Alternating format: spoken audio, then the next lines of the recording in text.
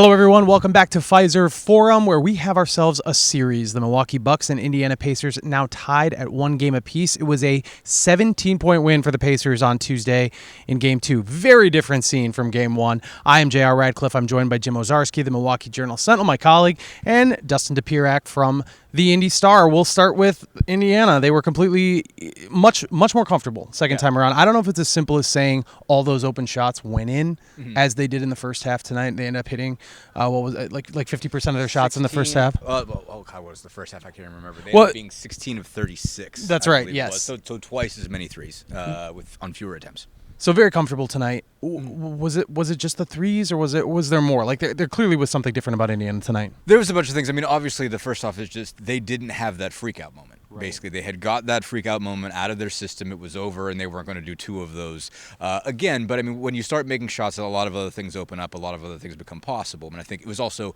who was making them and how. I think a really big key was Miles Turner getting going and hitting some of those pick and pop threes, which basically made it easy just for Tyrese Haliburton to move around and also create. I mean, he didn't do a lot of scoring tonight either, but he ends up with 12 points and 12 assists. Was able to really create for others, and again create for Turner, and Turner also kind of in a way create for him. And I think that just got the offense going. And basically, while you're so worried about what Turner and Haliburton are doing in that pick and roll, here's Pascal Siakam, who's just going to take you down to the mid-range over and over and over again, just post you up in the paint and hit a turnaround over you again and again and again. And so everything opened up.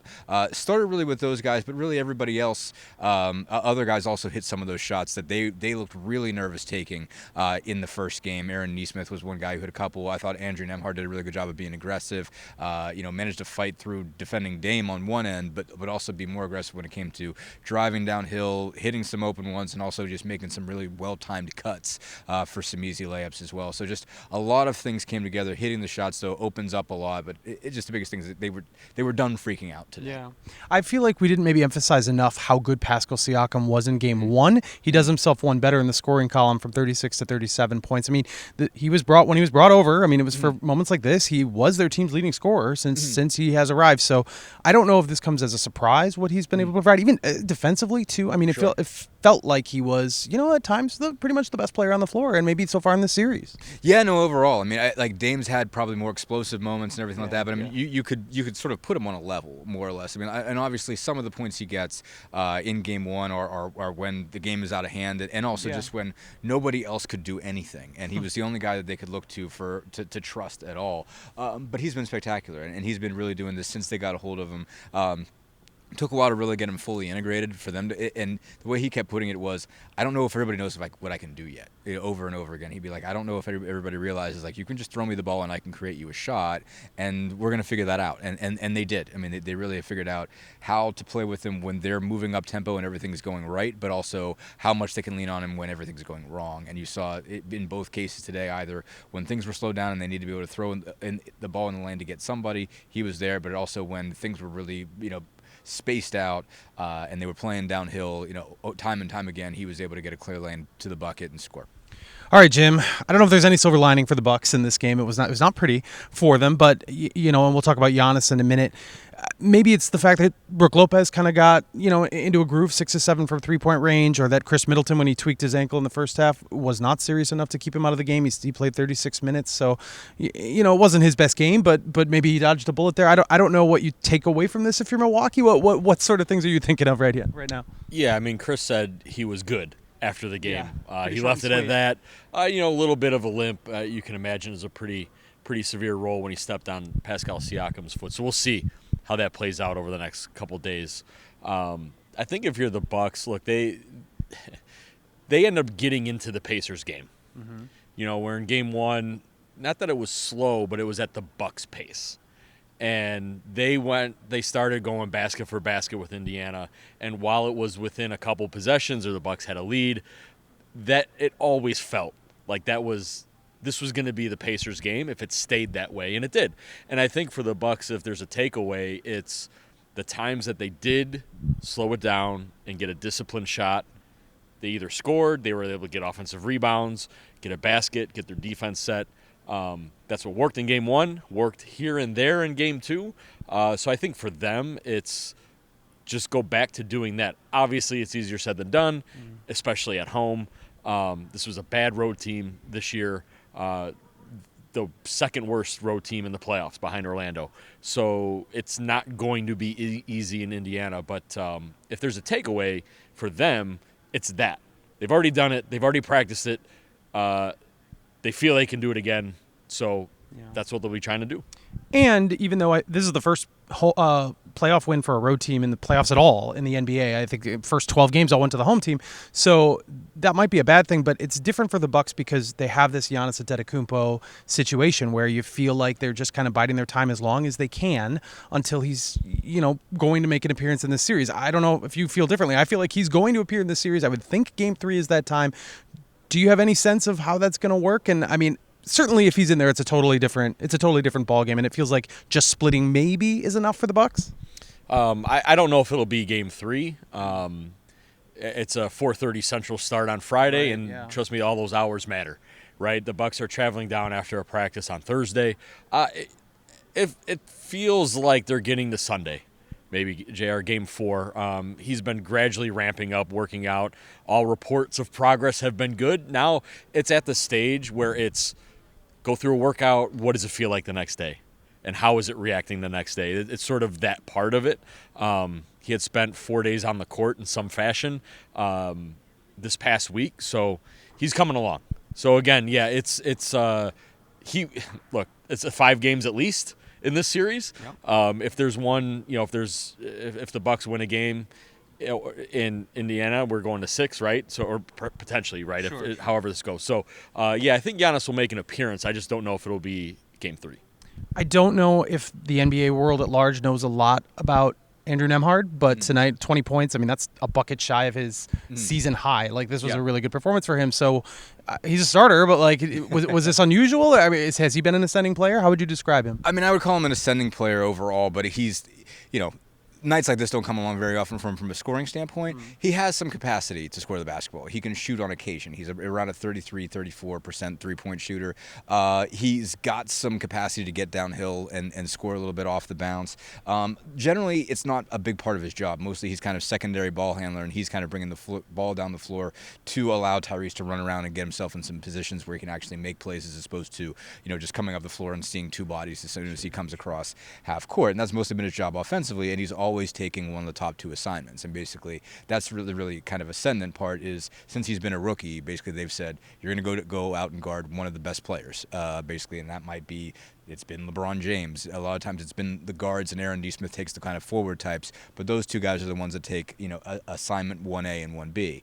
And so he's had to chase around Damian Lillard. He's had some moments where he's been bad, and obviously we talked a lot about them after Game 1. But I thought today, even when Dame was scoring, he did a really good job of just continuing to fight, and not letting a barrage of buckets become, oh my God, I can't do this. Basically, he's continued to fight and still, again, come back on the other end and look for offense. I think he just did really smart things when it came to just playing, finding the fact that, all right, I'm the guy that's going to have the least attention.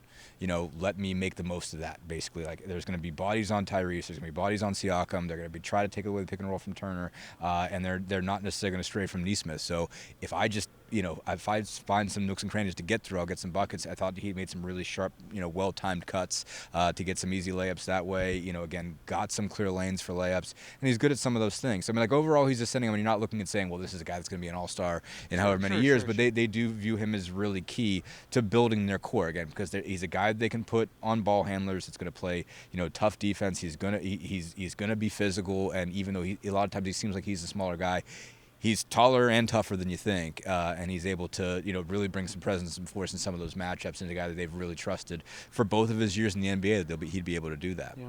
Jim, speaking of not peripheral players, but like we've talked a lot about how Giannis and Dame, sometimes it's a pretty simple formula. They have to produce for this team to go anywhere.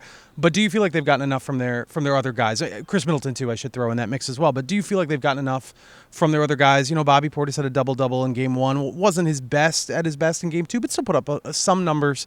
Are they missing something? Are they lacking in that department? No, they have enough as it stands to win the series, whether Giannis plays or not. I think it's just more of they can't. What they have, though, are not players who can run up and down and trade bucket for bucket. Right. Giannis can do that. Dame can do that. Chris may not run as much, but he can also get you buckets as well. That not having Giannis as the fast guy. The Bucks just have to play at their pace. If they do their thing, sure, they definitely have enough. So I think for them, it's just all about that. Again, a couple of times where they got Bobby in the post, things slowed down. Pacers came to dribble, kick out. Again, that's the Bucks pace, and it can result in good things for them. So yeah, no, they have enough. It's just how they go about it is what they need to focus on. All right, last one. Dustin, Gainbridge Fieldhouse is going to get to host a playoff game for the first time in a few years. And Tyrese Halliburton, fighting words, not intentionally, but already saying that the games that they've experienced here, not as good as even some regular season games there. But Yeah. what sort of environment are you expecting? It's going to be pretty raucous. Obviously, it's a weird deal to say, okay, your first game back is going to be at 5:30 Eastern time tip. It's kind of strange. So that I think it's going to be a triple header on ESPN, and the two later games are both Western Conference games. So I guess that's kind of how they view. They really view, I think, this series. I think TV views this series as like a very swing option here. Sure. But you can move it in and out. It's got an Eastern time zone team and a Central time zone team, and it's like interesting, but it's also not. It's Midwest markets, not big markets. Right. It's all of a sudden like people will watch this, but also like they're not going to watch it like they watch the Lakers and the Nuggets or the Sixers and the Knicks. The NBA knows it's playoff basketball in Indiana, so all the schools are going to be closed. That's true. So they're just going to close the schools, and they're not going to have any problem getting So everybody. 4:30 at is Gainbridge. not a big deal. 5:30 is not a big True. deal. They're basically just saying like, We're half day at work. right? Yeah. It's gonna be like, imagine this is like a month ago and it's the NCAA tournament. Like you were just there. They just had it. You just had a first and second round. We just did this. Yeah. Do the same thing you did a month ago when it was Purdue. No problem. No issue whatsoever. I think Purdue got better tips for that when they had the tournament in Indy. But no, obviously I think a lot of people are going to get off work and are going to get out early, and they're going to try to make that area around Gainbridge as much of a party atmosphere as they possibly can day of. But it is a little bit weird, and I'm sure there are some people that are like, no, really, I'm not allowed off work by 5. I can't do it before 5 or whatever. So I mean, it will probably cost it something, but people are going to be really excited. I mean, obviously this was really big because you were after game 1 as ugly as it looked. People were like, oh my God, same old, not same old Pacers, but I mean, you'd forgotten they'd lost 10 straight playoff games. It was 2 sweeps. The last 2 playoff series they were in, going back in 2019 and 2020. You got to go back to a pretty competitive 7-game deal with the Cavs, with LeBron back in 2018 for one that was a really fired up Gainbridge where they were winning games. So tonight changes the atmosphere a lot. Obviously, got several days for everybody to kind of get riled up about this and feel some level of confidence. And if they had gone into like having that 5:30 tip would really cost you something. But having some level of confidence coming in as fans, they're going to be a little bit more riled up, and I think you'll see a really, really good atmosphere on Friday. So it's a 4:30 Central tip time if you are living in the Central, 5:30 in the East, a little more reasonable. That is Friday, Game 3, Bucks-Pacers, series tied at 1-1. We'll obviously have more on Giannis in the next couple days at jsonline.com, more on the Pacers at indystar.com, and we will chat with you again then.